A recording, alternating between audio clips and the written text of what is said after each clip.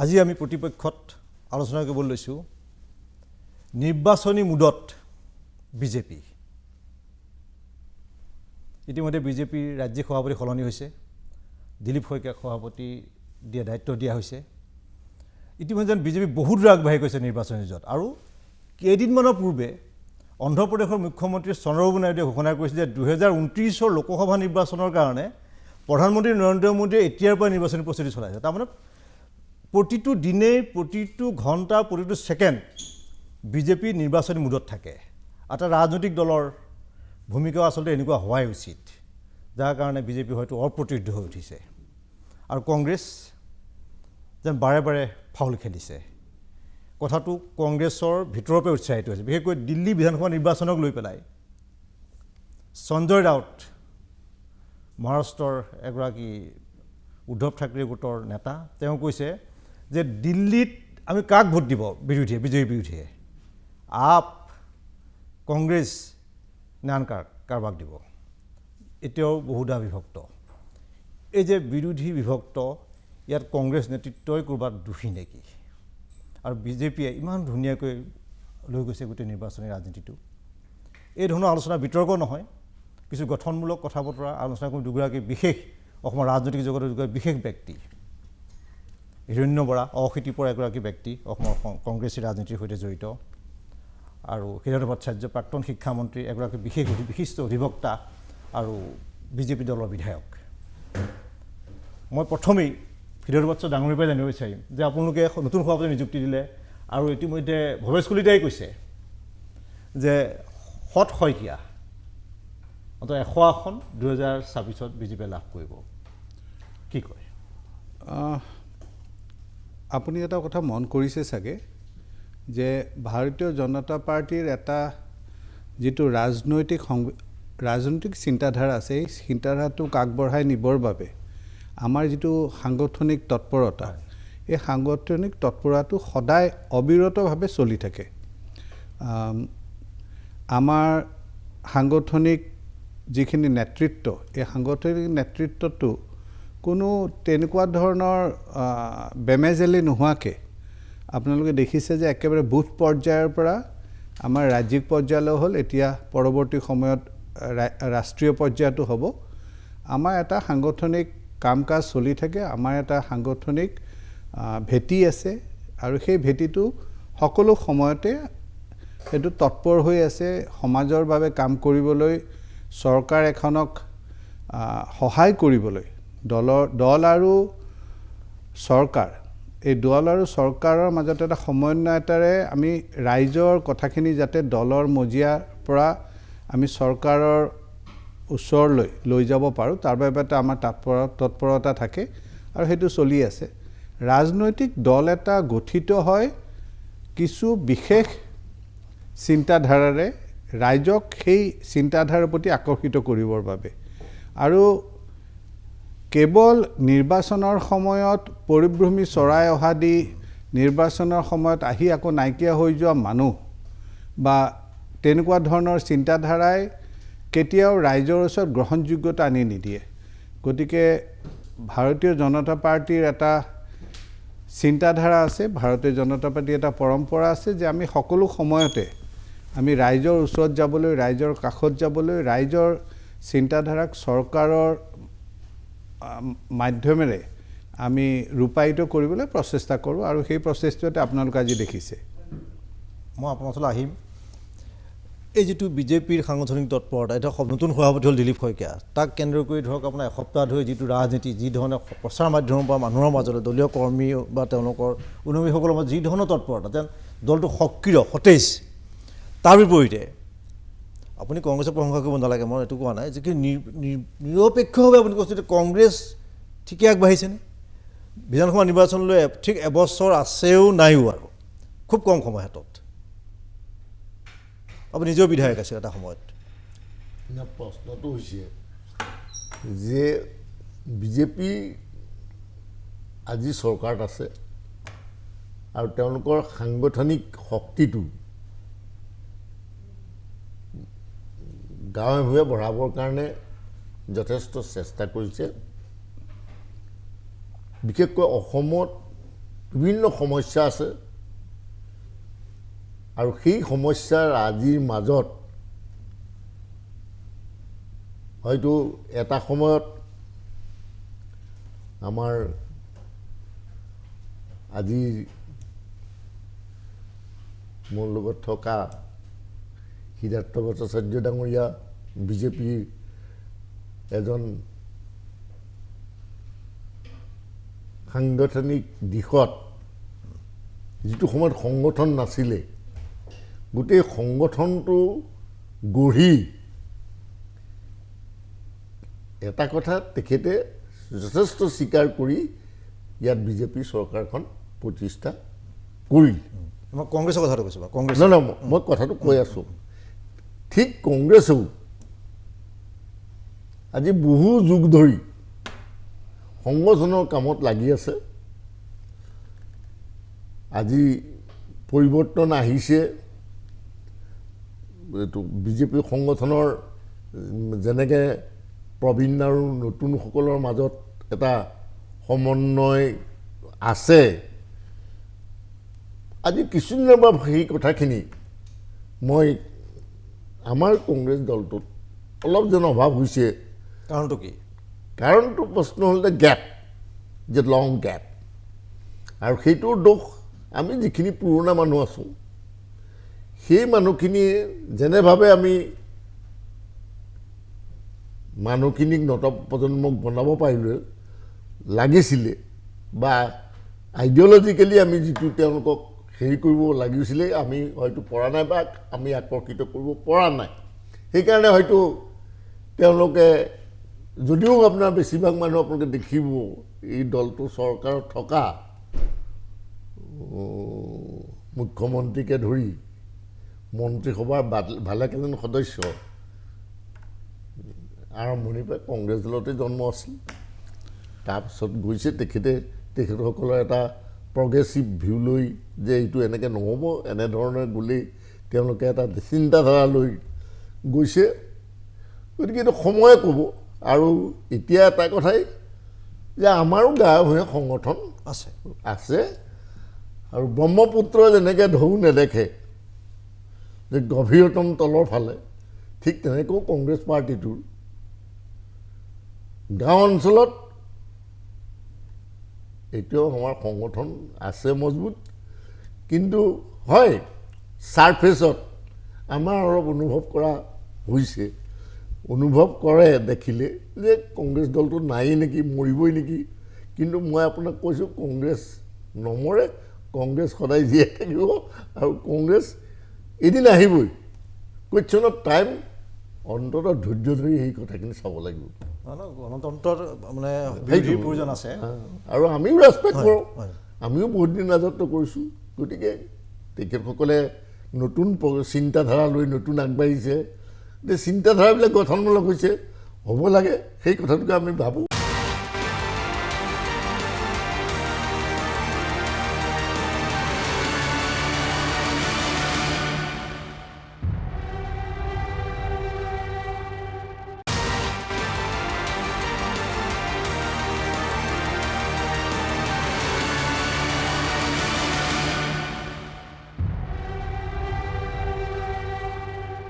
মই এতিয়া সেইটো বস্তু ডাঙৰ এটা বস্তু জানিব বিচাৰিম যে বিজেপি অপ্ৰতিৰোধ নেকি এক দুই নম্বৰ এই বিজেপিৰ যিটো ধৰক জয়ৰ যিটো ধাৰাবাহিকতা ধৰক লোকসভাত মহাৰাষ্ট্ৰত বৰ ভাল ফল নিদেখুৱালে কিন্তু বিধানসভাত আশ্চৰ্যজনকভাৱে খুব ভাল ফল কৰি চৰকাৰ গঠন কৰিলে এই গোটেই যে জয়ৰ যিটো মানে মন্ত্ৰ এইটো নৰেন্দ্ৰ মোদী নে অন্য কিবা চাওক নৰেন্দ্ৰ মোদী ডাঙৰীয়া হৈছে আমাৰ সকলো চিন্তাধাৰাক তেখেতে প্ৰতিনিধিত্ব কৰে তেখেতো এটা চিন্তাধাৰাৰ পৰা অহা মানুহ গোটেই জীৱনটো এটা চিন্তাধাৰাৰ লগতে তেখেত থাকি আগবাঢ়িছে ভাৰতীয় জনতা পাৰ্টিত আপুনি এটা কথা মন কৰিছে চাগে যে আমাৰ এটা ইনক্লুচিভ নেচাৰ আছে ভাৰতীয় জনতা পাৰ্টিত যিকোনো মানুহে নাহক তেখেত অহাৰ পিছত আমি তেখেতক আমাৰ যি চিন্তাধাৰা সেই চিন্তাধাৰাৰ লগত তেখেতক আঁকোৱালি ল'বলৈ সেই চিন্তাধাৰাক আঁকোৱালি ল'বলৈ সেই চিন্তাধাৰাৰ লগত তেখেতক উদ্বোধিত কৰিবৰ বাবে যথেষ্ট এটা প্ৰচেষ্টা লোৱা হয় আৰু দলত এই প্ৰচেষ্টাটো একেবাৰে তৃণমূল পৰ্যায়ৰ পৰাই হৈছে। আজি ধৰি লওক তথ্য প্ৰযুক্তি আৰু দিনত আজি কিন্তু সেই আগৰ দিনৰ নিৰ্বাচনৰ যিটো এটা প্ৰক্ৰিয়া সেই প্ৰক্ৰিয়াটোতো সলনি হৈছে। বিশেষকৈ আজি ছ'চিয়েল মিডিয়া সামাজিক মাধ্যমৰ যিটো এটা প্ৰবলতা আহিছে সেই প্ৰবলতাৰ লগে লগে একেবাৰে সৰু সৰু কথাবোৰো কিন্তু ৰাইজৰ আগত প্ৰকাশিত হয়, যথেষ্ট ভাইৰেল হৈ প্ৰকাশিত হয়। গতিকে এই ক্ষেত্ৰত ৰাজনৈতিক দল এটাৰ সদায় এটা তেখেতসকলৰ সক্ৰিয়তা থাকিব লাগিব। তেখেতসকলৰ কোনো দিশে মই নাভাবোঁ যে ঢাকি ৰাখিব পৰা যায়। গতিকে ভাৰতীয় জনতা পাৰ্টিটো আমি সেই প্ৰচেষ্টাই কৰি আছোঁ আৰু সেই প্ৰচেষ্টাৰ বাবেই ধৰি লওক দলীয় কাম কাজ বা দলীয় যিবোৰ আমাৰ চিন্তাধাৰা সেই দলীয় চিন্তাধাৰাবোৰক আমি আমাৰ বিভিন্ন কাৰ্যসূচীৰ মাজেৰে চৰকাৰী আঁচনিৰ মাজেৰে আমি সেইটো ৰাইজৰ মাজলৈ লৈ যাবলৈ সক্ষম হৈছোঁ। কিন্তু এইটো এটা এনেকুৱা প্ৰক্ৰিয়া যিটো প্ৰক্ৰিয়া এটা সময়লৈকে কৈ ৰৈ থাকি পেলাই আকৌ অহা পৰীক্ষাৰ আগতে মই আকৌ পঢ়া শুনা কৰিম সেনেকুৱা ধৰণৰ চিন্তাধাৰা থাকিলে সেইটো কিন্তু ৰাজনীতিত মই নাভাবোঁ যে সেইটো ভাল ফলাফল দেখুৱাব পাৰিব। গতিকে আমি কোনো ৰাজনৈতিক দলৰ আমি একশ্যন কৰোঁ, আমি ৰিয়েকশ্যন নকৰোঁ। আপুনি কথাটো যদি মই এনেকৈ কওঁ যে ভাৰতীয় জনতা পাৰ্টীয়ে একশ্যনত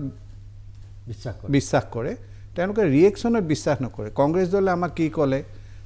অন্যান্য ৰাজনৈতিক দলবোৰে আমাক কি ক'লে তাক ৰিয়েক্ট কৰি পেলাই আমি আমাৰ আঁচনি নলওঁ। আমি আমাৰ আঁচনি যি ল'ব লাগে আমাৰ চিন্তাধাৰাৰ লগত যিটো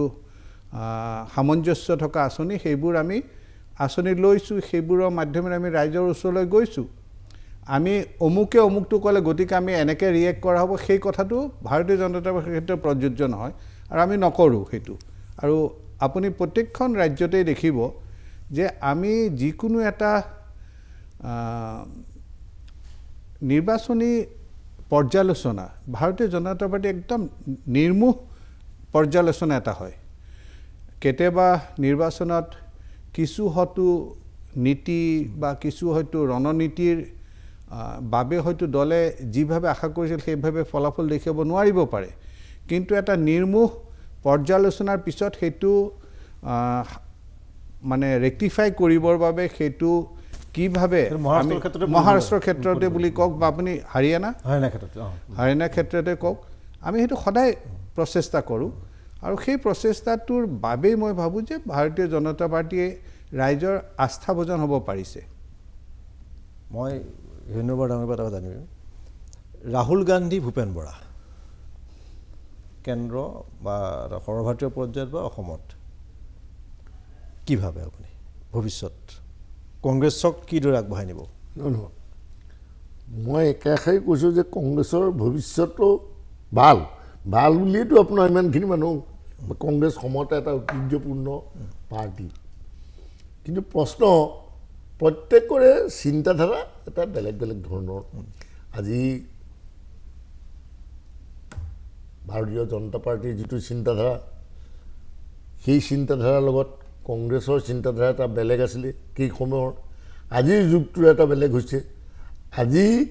এটা কথা ৰাইটলি হেৰিয়ে কৈছে যে আমাৰ যিটো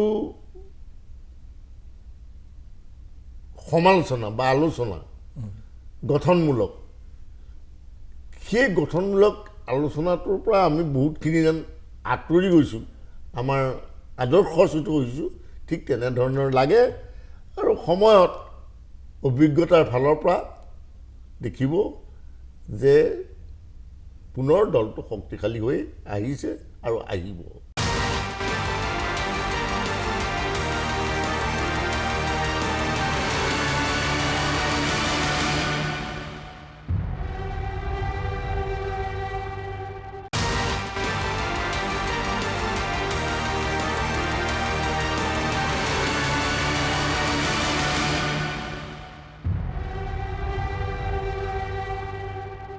ছাব্বিছত কি হ'ব বুলি ভাবে? কি কয় কংগ্ৰেছৰ কি হ'ব ছাব্বিছত অসমত কংগ্ৰেছৰ কি হ'ব? নহয়, 26ত কেনেকুৱা প্ৰস্তুতিটো চলিছেনে নাই 26ত কি হ'ব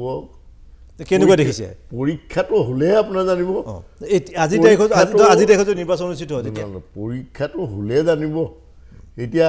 ভট্টাচাৰ্য ডাঙৰীয়াও এজন ভাল আৰ্কিটেক্ট আছিলে বিজেপি কৰা আৰু ময়ো আৰ্কিটেক্ট আছিলোঁ 8টা MLA পৰা কংগ্ৰেছ আই কৰা গতিকে আমি ভবা নাছিলোঁ যে কৰিব পাৰিম তেখেতেও ভবা নাছিলে কৰিব পাৰিম কিন্তু তেখেতক ধন্যবাদ দিছোঁ যে তেখেতৰ নেতৃত্বত বিজেপি দলটো চৰকাৰ হ'ল আৰু সেই সময়ত 80 দশকত ময়ো ঠিক তেনেকৈ পাৰ্টীৰ দায়িত্ব থাকি মূল কাণ্ডা হিচাপে থাকি দলটো গঠন কৰিছিলোঁ চৰকাৰটো গঠন কৰিছিলোঁ এইটো সময়ৰ কথা আজি কোনেও ক'ব নোৱাৰে সেই সময়ত প্ৰশ্ন কাকত কি হ'ব কি নাই কি ইছ্যু আহিব সেইবিলাক প্ৰশ্ন যেতিয়া আহিব তেতিয়া তাৰ উত্তৰবিলাক বেলেগ বেলেগ নহয় কিন্তু এতিয়া প্ৰত্যেকেই কাম কৰি আছে নিজৰ নিজৰ ষ্ট্ৰেটেজি লৈ নিজৰ নিজৰ চিন্তাধাৰা লৈ কংগ্ৰেছৰ চিন্তাধাৰাটো মানে কেনেকুৱা কি ধৰণৰ ইছ্যুবিলাক হৈছে আপোনালোকে এতিয়ালৈকে আমাৰ চিন্তাধাৰাটো সদায় গঠনমূলক কিন্তু দুই এটা কথা হয় আমাৰো ডিফাৰেঞ্চ হৈছে কেনেকুৱা ধৰণৰ কথা আমাৰ য'তে ধৰি লওক এতিয়া তেখেতসকলে কৈছে যে ব্যক্তিগত সমালোচনা আজি ভট্টাচাৰ্য ডাঙৰীয়া এজন সম্ভ্ৰান্ত পৰিয়ালৰ লোক তেখেতে সমালোচনা যিটো ব্যৱস্থা কৰিব বেলেগ এজন নতুন ল'ৰাই নকৰিব পাৰে নতুন প্ৰজন্মই সেই কথাখিনি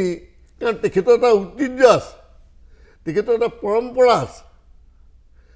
সকলো ফালৰ পৰা তেখেতৰ পিতৃ আমাৰ লগতে বিধায়ক আছিলে কিন্তু এটা পৰম্পৰা লৈ বিধানসভাত প্ৰতিনিধিত্ব কৰিছিলে আৰু গঠনমূলক সমালোচনা আছিলে আজি সেই বস্তুখিনি অভাৱ কিছু অনুভৱ নতুন প্ৰজন্মই অনুভৱ কৰিছে আৰু এই ক্ষেত্ৰটোত মোৰ বোধৰে ভট্টাচাৰ্য ডাঙৰীয়াও মোৰ লগত একমত কাৰণ যে আজিৰ যিটো চিন্তাধাৰা যেনেধৰণৰ হৈছে আজি কি ভাল পায় আপোনাৰ এই ছ'চিয়েল মিডিয়া বা হেৰিবিলাকত যিমানে বেয়া কথাটো কয় সিমান গঠনমূলক কোনো কথা নাই এই গঠনমূলক দৃষ্টিভংগীটো লৈ চবেই আহিব লাগিব সমাজখন গঢ়িবলৈ দেশখন গঢ়িবৰ কাৰণে আৰু সেইটো লৈ কংগ্ৰেছ দল আছে থাকিব মই সেইধৰণৰ দাম বিচাৰিম যে বিজেপিৰ যিটো অসমত যি ধৰণৰ শিপাই মেলিছে বা বিজেপিৰ যি ধৰণৰ সদস্য ভৰ্তি অভিযান যিটো চলি সফলভাৱে কৰিছে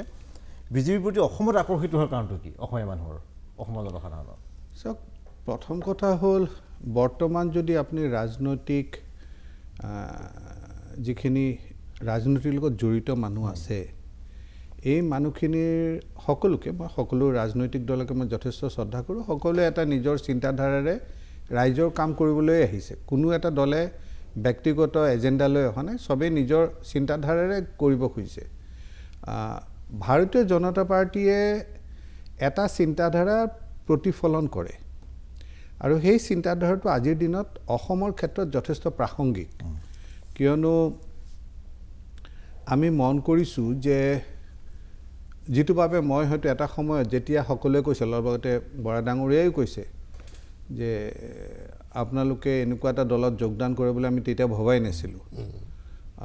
কিন্তু তেতিয়াৰ পৰাই আমাৰ এটা চিন্তাধাৰা যিটো চিন্তাধাৰাত আমি অনুভৱ কৰিছিলোঁ যে অসমত যিটো ভাষাভিত্তিক ৰাজনীতি চলি আছে যিটো ভাষাভিত্তিক জাতীয়তাবাদৰ কথা আছে আপোনালোকে দেখিছে যে 60ৰ দশকতে কওক বা তাৰ আগৰ যোৱা শতিকাৰ 60ৰ দশকত যিটো এটা ভাষাভিত্তিক এটা আবেগ কিয়নো আমাৰ এটা কথা স্বীকাৰ কৰিব লাগিব এইটো সকলোৱে স্বীকাৰ কৰে চাগে যে অসমৰ জাতীয়তাবাদ কিন্তু এটা ৰিয়েকশ্যনহে আছিল বঙালী সম্প্ৰসাৰণবাদিতাৰ যেতিয়া ব্ৰিটিছসকল অসমলৈ আহিছিল তেখেতসকলৰ বাংলা ভাষাৰ শাসন চলাবৰ কাৰণে তেখেতসকলে কলিকতাৰ পৰা কিছু বঙালী ভাষী লোকক তেনেকুৱা আমোলা কৰি লৈ আহিছিল সেইসকলে আহি পেলাই তেতিয়া এটা এনেকুৱা ধৰণৰ চিন্তাধাৰা দিব বিচাৰিছিলে যে অসমীয়াটো বঙালী ভাষাৰ এটা অপভ্ৰংশ আৰু যেতিয়া আমাৰ সেইখিনি সময়ত আমাৰ পিতাহঁত আছিল বা অন্যান্যসকল যেতিয়া গৈছিলে কলিকতালৈ পঢ়িব সকলো মানুহে নিজৰ মাতৃভাষাক ভাল পায় সকলো মানুহে নিজৰ এটা জাতীয়তাবাদী চিন্তাধাৰা থাকে আৰু সেই তেখেতসকলে তেতিয়া সেইটোৰ বিৰোধিতা কৰি এটা ইয়াত অসমত এটা জাতীয়তাবাদ গঠন হৈছিলে যিটো জাতীয়তাবাদ আছিলে ভাষাভিত্তিক জাতীয়তাবাদ। কিন্তু অসমৰ বিভিন্ন জনগোষ্ঠী বিভিন্ন মানে এথনিক যিবিলাক ট্ৰাইবছ আছে তেওঁলোকে জনগোষ্ঠীবোৰ তেখেতসকলৰো কিন্তু সমানে নিজৰ সংস্কৃতি নিজৰ ভাষাৰ প্ৰতি আকৰ্ষণ আছিল। এটা সময়ত এইটো তাৰমানে কি হ'ল যে অসম যেতিয়া গঠন হ'ল আৰু যেতিয়া দেশ স্বাধীন হ'ল তেতিয়া যেতিয়া ভাষিক জাতীয়তাবাদে গা কৰি উঠিলে তেতিয়া কিছু ক্ষেত্ৰত এইটোৰ প্ৰতিফলন কংগ্ৰেছৰ মাজতো আহিলে। আৰু তাৰ ফলত কি হ'ল আপোনালোকে প্ৰথমেই দেখিলে যে তেতিয়া আমাৰ ৰাজধানী আছিল শ্বিলঙত যিখিনি খাচীয়া মানুহ আছে যিখিনি জনগোষ্ঠীয় মানুহ আছে এই যে আমাৰ অসমীয়া এটা চিন্তাধাৰা অসমীয়া চিন্তাধাৰা মানে অসমীয়া ভাষাভিত্তিক চিন্তাধাৰা এই ভাষিক চেতনা সেইটো যিহেতু আমি জাপি দিব বিচাৰিলোঁ বিভিন্ন পন্থাৰে তেতিয়া এটা প্ৰতিক্ৰিয়া হ'ল আৰু সেই জনজাতি ভাইসকল তেখেতসকলে নিজৰ নিজৰ ৰাজ্যলৈ লৈ গ'ল। মই যেতিয়া ছাত্ৰ আছিলোঁ তেতিয়াও মই অনুভৱ কৰিছিলোঁ যে এই ভাষাভিত্তিক জাতীয়তাবাদটো অসমৰ ক্ষেত্ৰত আমাৰ বাবে এটা মানে আত্মঘাতী এটা চিন্তাধাৰা। আৰু আমাৰ ওচৰতে নাগালেণ্ড আছে, আমাৰ ওচৰতে অন্যান্য ৰাজ্যবোৰ আছে, জনজাতিমূলক ৰাজ্য আছে। আপুনি নাগালেণ্ডত চাওক, নাগালেণ্ডত প্ৰায় মই যদি ভুল হোৱা নাই 19টা নে কিমানটা মেজৰ ট্ৰাইব আছে, মেজৰ, যাৰ নিজৰ এটা ভাষা আছে, যাৰ নিজস্ব এটা তেখেতসকলে চল পিন্ধে, চলবিলাক চাব আংগামী চলখন কেতিয়া আউচ চলৰ লগত একে নহয়। কিন্তু তাৰ সত্ত্বেও তেওঁলোকে এই নাগা আইডেণ্টিটিটো কেনেকৈ আনিলে? তেওঁলোকে এই নাগা আইডেণ্টিটিটো আনিলে তেওঁলোকে এই তেওঁলোকৰ ভাষাভিত্তিক জাতীয়তাবাদৰ পিনে নগৈ তেওঁলোকে এটা পৰিসীমাৰ ভিতৰত ভৌগোলিক পৰিসীমাৰ ভিতৰত থকা সকলো জনজাতিয়ে নগা। মেঘালয়টো ধৰি লওক আপুনি চাওক, শ্বিলঙত খাচীখিনি আছে, গাৰো পাহাৰত গাৰোখিনি আছে, বা শ্বিলঙৰ অলপ আগত গৈ পেলাই জয়ন্তীয়া হিলত জয়ন্তীয়াখিনি আছে। কিন্তু তাৰ মাজতো কিন্তু তেওঁলোকে এটা নিজৰ এটা পৰিচয় আনিবলৈ সক্ষম হৈছে একমাত্ৰ তেখেতসকলে ভৌগোলিক চিন্তাধাৰাৰে কৰাৰ কাৰণে, যে এই ভৌগোলিক পৰিসীমাৰ ভিতৰত যিসকল আছে গোটেইখিনি আমি এক। ইয়াৰ বিপক্ষে যিটো এতিয়াও আমাৰ যথেষ্ট মানুহে কয়, এই ক্ষেত্ৰত মই ভাবোঁ যে আমাৰ অসমত জাতীয়তাবাদটো প্ৰতিফলন হ'ব লাগে ভাৰতীয় চিন্তাধাৰাৰ দ্বাৰা। যিটো কৈছোঁ যে এটা ভৌগোলিক চিন্তাধাৰাৰে জাতীয়তাবাদ এটা গঢ় লয়, আমাৰ ভাৰতীয় জাতীয়তাবাদ কিন্তু সেই ভৌগোলিক পৰিসীমাৰে কিন্তু গঢ় লৈ উঠিছে। আজি তামিলখিনি এটা সম্পূৰ্ণ বেলেগ ভাষা কয়, আজি ধৰি লওক কানাড়াসকলে এটা বেলেগ ভাষা কয়, অসমত আমি বেলেগ ভাষা কওঁ, পশ্চিমবংগত এটা বেংগলীসকলে বেলেগ ভাষা কয়, হিন্দী ভাষীসকলে হিন্দী ভাষী কয়।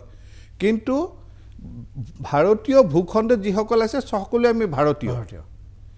এই যিটো চিন্তাধাৰা এইটোৰ এটা প্ৰতিফলন অসমত হ'ব লাগে বুলি, আৰু সেই প্ৰতিফলনটো ভাৰতীয় জনতা পাৰ্টীয়ে কৰে বুলি আমি তেতিয়া বিশ্বাস কৰিছিলোঁ। আৰু সেইবাবেই তেতিয়া প্ৰাথমিক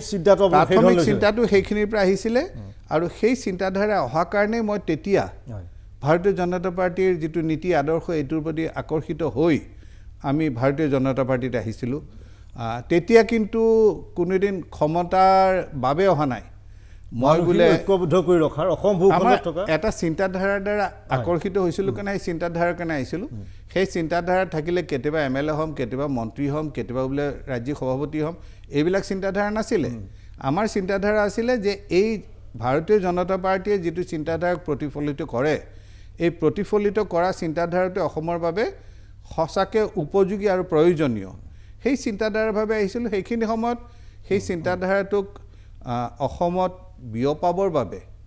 আমি যথেষ্ট চেষ্টা কৰিছোঁ। ধন্যবাদ। প্ৰথম এটা মই আপোনাৰ মুখেদি কথাখিনি এইটো ওলোৱা নাছিল এই ধৰণৰ কথাখিনি, যে এইটো পৰিস্থিতিত আপোনালোক বিজেপিলৈ আহিছিল বা কিয় বিজেপিলৈ গৈছিল আপোনালোক, নহয় জানো? আমি এটা চিন্তাধাৰাৰ কাৰণে আহিছিলোঁ। সেই চিন্তাধাৰাটো মই বৰা ডাঙৰীয়াক মই যথেষ্ট শ্ৰদ্ধা কৰোঁ, কংগ্ৰেছৰ মানুহখিনিৰ লগতো মোৰ খুবেই ভাল সম্পৰ্ক। কিন্তু হিতেশ্বৰ শইকীয়া ডাঙৰীয়া তেখেতে মোক একেবাৰে নিজৰ ল'ৰাৰ নিচিনাকৈ মৰম কৰিছিলে। তেখেতে মোক 2বাৰ 3বাৰ, আমাৰ এজন ভূঞা বুলি আছিলে, তেওঁৰ নামটো পাহৰিলোঁ মই, কি ভূঞা আছিলে, তেওঁ মানে একেবাৰে হিতেশ্বৰ শইকীয়াৰ চব কাম কাজ, বিমল ভূঞা প্ৰয়াত ঢুকালে, তেওঁক আলফাই গুলিয়াই মাৰিলে। এই বিমল ভূঞাই মোক ৩-৪বাৰ হিতেশ্বৰ শইকীয়াৰ নিৰ্দেশ মতে তেখেতৰ ঘৰলৈ নি পেলাই হিতেশ্বৰ শইকীয়া মোক শেষত কৈছিলোঁ তুমি আহা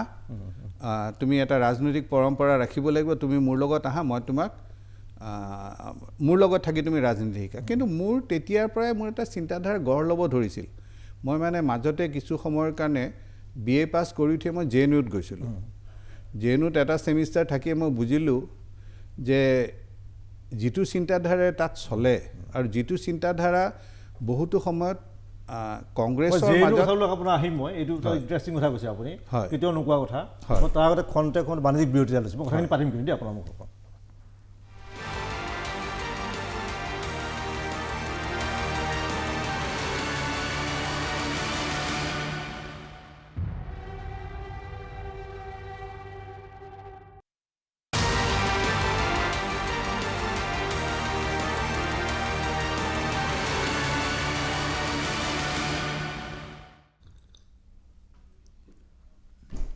আজিৰ প্ৰতিপক্ষত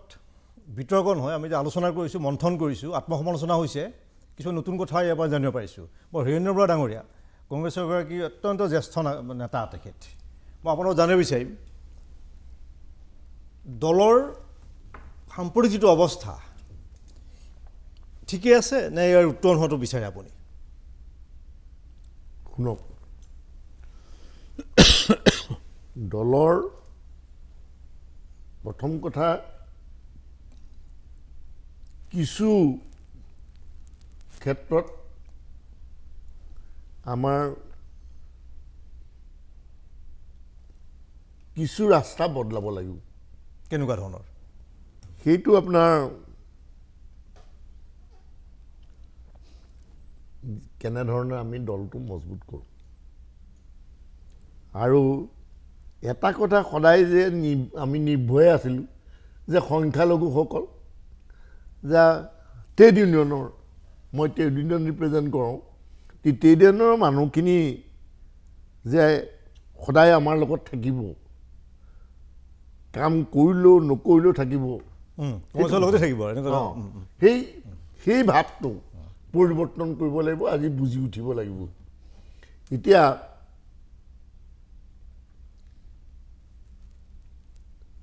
অসমত দুটা শক্তিয়েই ডাঙৰ অসমখনৰ কথা কৈছোঁ মই ভাৰতলৈ যোৱাই নাই মোৰ নিজৰ ৰাজ্যখন ইয়াত বিভিন্ন ভাষাৰ বিভিন্ন ধৰ্মৰ বিভিন্ন সংস্কৃতি ইয়াৰ মানুহ আছে এইবিলাকৰ মাজত আজি সোমাই গৈ সংগঠন কৰিব লাগিব আৰু গাঁৱত যাব লাগিব মানুহৰ লগত মিলিব লাগিব বিভিন্ন জাতি সম্প্ৰদায়ৰ মানুহৰ মাজত যাব লাগিব এটা যুগত আমি ইয়াত থাকিলোঁ এটা হেৰিয়াত যে এটা এইটো সমালোচনা কৰক মানে মই নিজেই কৈছোঁ এটা ৰাজকীয় ভাৱধাৰা লৈ কাৰণ বহুদিন আমাৰ অভিজ্ঞতা হ'লতো সেই বস্তুখিনি এৰিব লাগিব এটা গঠনমূলক দৃষ্টিভংগী লৈ বিভিন্ন সম্প্ৰদায় বিভিন্ন জাতি বিভিন্ন ধৰ্মৰ লোকৰ মাজত আমি সোমাব লাগিব আৰু সেইখিনি কথাই পাছৰ প্ৰজন্মখিনি নৱপ্ৰজন্মখিনিক আমি আমাৰ দোষ যে নৱপ্ৰজন্মখিনিক আমি কিয় আকৃষ্ট কৰি ৰাখিব পৰা নাই এই নতুন মানুহখিনি কংগ্ৰেছতে আহিছে আকৌ কংগ্ৰেছৰ পৰা গুচি গৈছে কিয় গৈছে এই কথাখিনিও কেতিয়াও আমি সমালোচনা কৰা নাই আৰু কৰা উচিত যে কিয় গৈছে মই আপোনাক এটা প্ৰশ্ন কৰিম এতিয়া ধৰক তেখেতে কৈছে হীৰেন্দ্ৰ বৰা ডাঙৰীয়াই কৈছে যে বিজেপি এতিয়া সম্পূৰ্ণ মানে তেওঁলোক এটা নিৰ্বাচন যেই মুহূৰ্ততে নহ'ব তেওঁলোক সাজু আৰু তৃণমূল পৰ্যায়ত কিবা সংগঠন কৰি আছে কিন্তু কংগ্ৰেছত এই মুহূৰ্তত এটা বাতৰি যে ভূপেন বৰা যিটো সোঁফালে গৈছে গৌৰৱ গগৈ বাওঁফালে গৈছে এই ধৰণৰ যিটো বাতৰিবিলাক ওলাই আছে মানে এইটো মিছা বুলি মই নকওঁ বা সঁচা বুলি নকওঁ কিন্তু যিটো বাতৰি ওলাইছে আৰু কিছুমান বিভিন্ন ক্ষেত্ৰত দেখা গৈছে যে এই বাতৰিটোৰ সত্যতা আছে আৰু এইটোৱে কৰিছে কি দলীয় অনুগামীসকল সদস্যসকল বা তৃণমূল পৰ্যায়ত প্ৰভাৱ পেলাইছে আপুনি মানি লয় তৃণমূল পৰ্যায়ত যথেষ্ট প্ৰভাৱ পৰিছে আৰু কথা হ'ল কি আমাৰ সংগঠনটোত মই কৈছোঁ নহয় এটা ৰাজকীয় পৰিৱেশত উঠিলে যিটো কাৰণে নেতা ধেৰ হ'লে সংগঠক নাইকিয়া হৈছে নেতা দেই নেতা সৰ্বোচ্চ নেতা সৰ্বোচ্চ হৈছে কিন্তু সেই কথাটো ত্যাগ কৰি আজি তৃণমূল পৰ্যায়ত আমি ইম্পৰ্টেঞ্চ দিব লাগিব আৰু তৃণমূল পৰ্যায়ত চব ইয়াত যিটো দেখা গৈছে এতিয়া সেইটো ক্ৰমান্বয়ে পাৰত থকাৰ পাছত মই খালি এটা কথা আপুনি এই মঞ্চৰ পৰা ভূপেন বৰা বা সেই পৰ্যায়ৰ যিসকল নেতা আছে গৌৰৱ গগৈ হওক বা প্ৰদ্যুৎ বৰদলৈ হওক বা দেৱব্ৰত শইকীয়াই হওক বা ৰকিবুল হুছেইনে হওক আপুনি কি আহ্বান জনাব মই আহ্বান এটাই জনাম যে দে মাষ্ট শ্বৰ্টেড আউট দেয়াৰ ডিফাৰেঞ্চেছ যদি সেইটো অনুভৱ ৰাইজৰ হৈছে হয় কৰ্মীসকলৰ মাজতো হৈছে সেই বস্তুটো বেমাৰটো প্ৰথম কেৰণটো উলিয়াই ল'ব পাৰিলে তাৰ চিকিৎসাটো হ'ব আপোনাৰ দিছে কেৰণ কি এই যে হেৰি পদপী যে এওঁৰ ফালে গ'লে এনেকুৱা হ'ব এওঁৰ ফালে গ'লে আমি এনেকুৱা হ'ব মুখ্যমন্ত্ৰী হ'বলৈ নিদিওঁ মোক মই হ'ম এই ধৰণৰ সেই ভাৱটো পৰিত্যাগ কৰি যে কোনো আমিতো ভবা নাছিলোঁ আমি যেতিয়া আহিছিলোঁ কংগ্ৰেছ সংগঠন কৰিবৰ কাৰণে আমাক শিকাইছিলে পুৰণা বয়সস্থসকলে গঠনমূলক দৃষ্টিভংগী এটা লৈ ধৰক ভূপেন বৰাই বা গৌৰৱ গগৈৰ কথাখিনি হৃদয়ংগম কৰক মই এটা মই বিৰতি ল'ম কিন্তু মই তাৰপাছত সিদ্ধাৰ্থ পাছত ডাঙৰ কথা এটা কৈছিলে জে এন ইউলৈ গৈ আপুনি ভোট দিয়াইছিলে মই বিৰতিৰ পিছতে আপুনি জে এন ইউৰ পৰা আপুনি কিয় ত্যাগ কৰিলে বিৰতিৰ পিছতে মই জানিব বিচাৰিছোঁ এতিয়া খন্তেক বিৰতি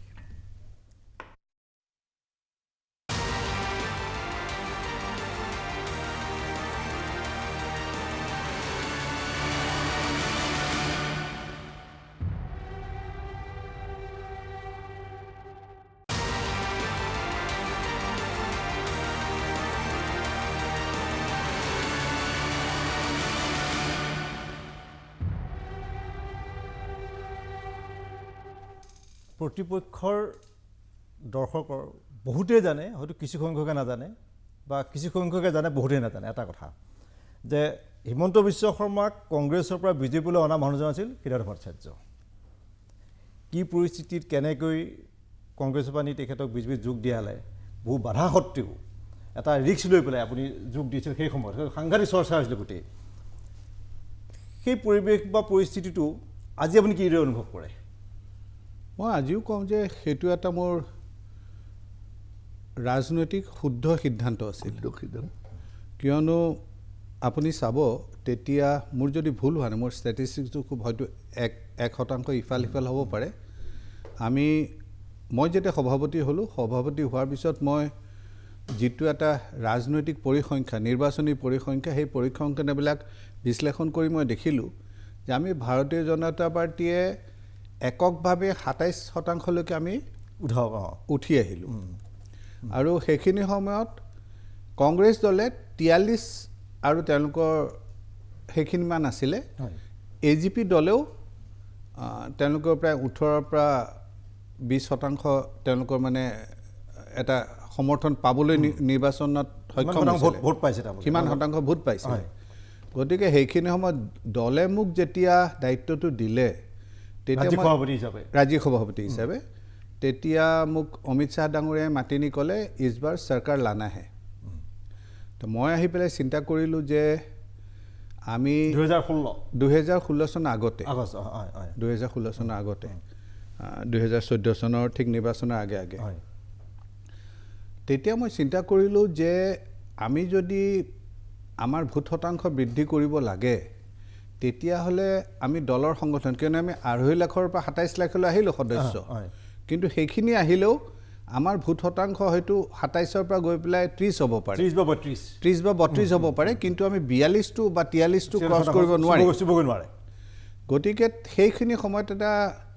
ৰাজনৈতিকভাৱে কংগ্ৰেছৰ আভ্যন্তৰীণ ৰাজনীতিত এটা সাংঘাতিক উলম্ব বিভাজনৰ এটা কথা আহিলে মানে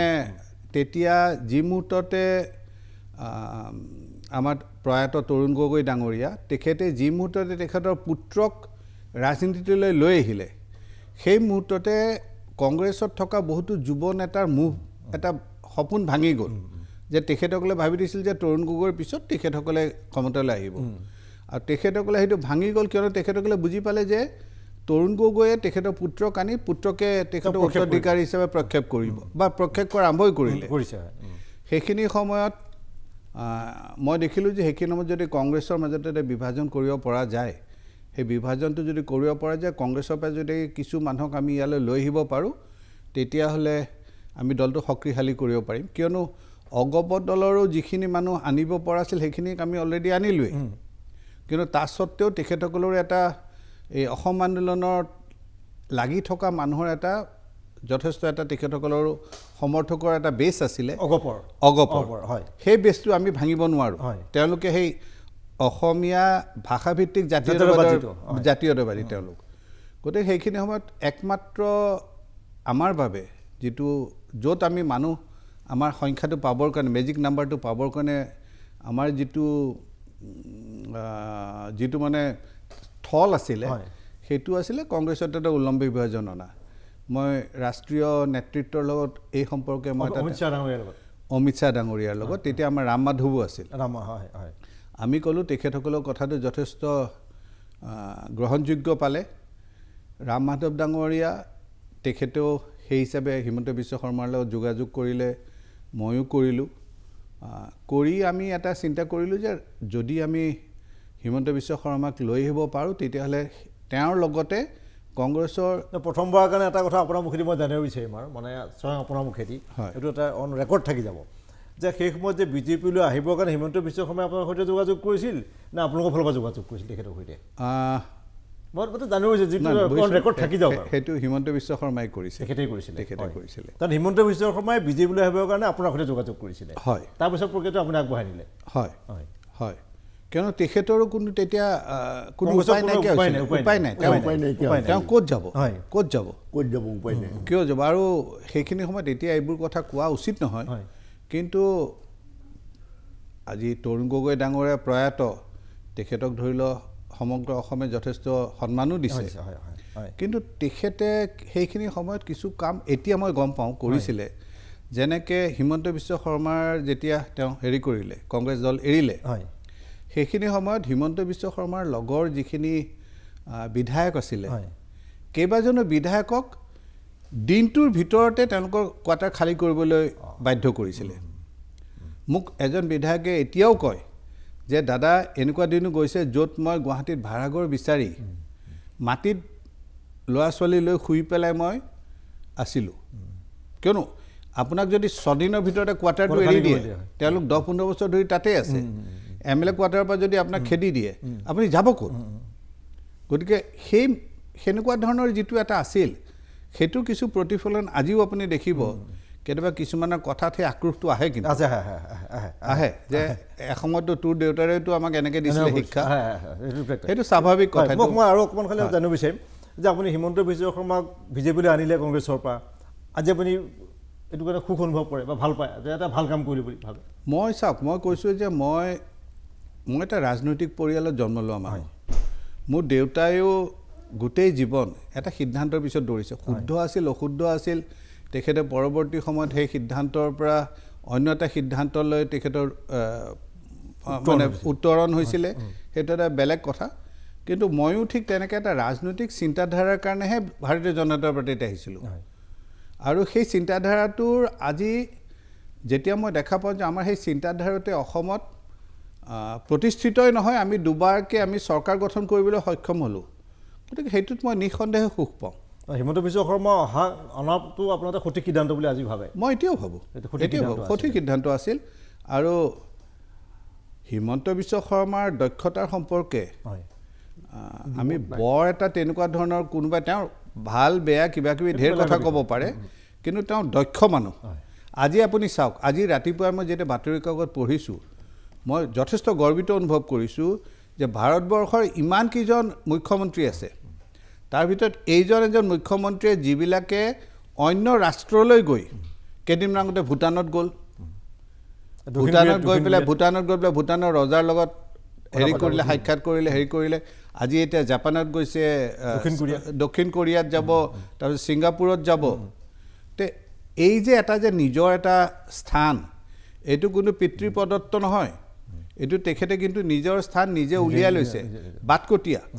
বাটকটীয়া তেওঁ মই বাটকটীয়া আকৌ আপোনাৰ গতিকে মই সেইটো বাবে হীৰেন্দ্ৰ ডাঙৰীয়া বিৰতিলৈ যোৱাৰ আগতে প্ৰশ্নটো কৰি বিৰতিলৈ যাম মই যে কংগ্ৰেছৰ সংশোধনৰ ক্ষেত্ৰত আপুনি দুটা পৰামৰ্শ দিব লাগিব মই জানিম তাৰ আগতে বিৰতি লৈ লৈছোঁ মই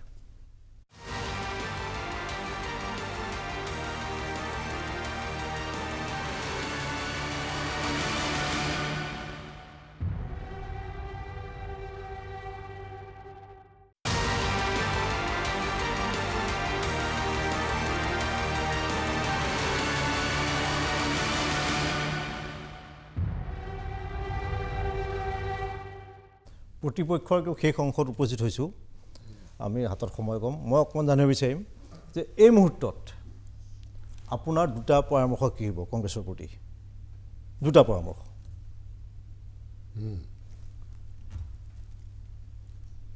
এই দুটা পৰামৰ্শৰ ভিতৰত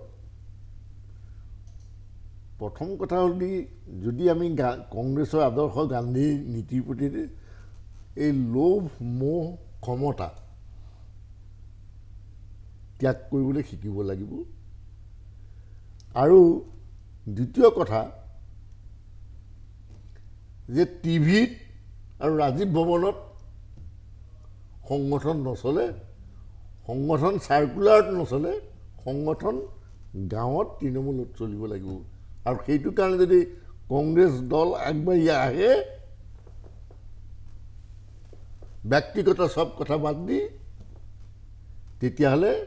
কংগ্ৰেছে এটা সুবৰ্ণ সুযোগ আহিব এইটো ভাবিব নোৱাৰা